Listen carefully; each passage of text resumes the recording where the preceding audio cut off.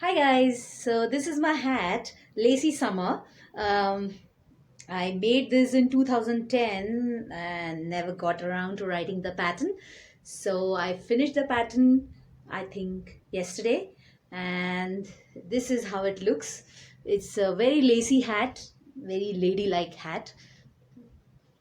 This is how it looks on me. I have it in another color as well. I'll just show it to you. Just give me one moment.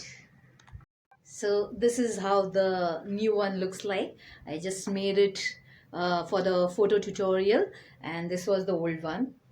Okay, so it's a very basic hat, very simple hat. It has a nice floral pattern and nice lacy and delicate lacy filigree kind of pattern all over the hat.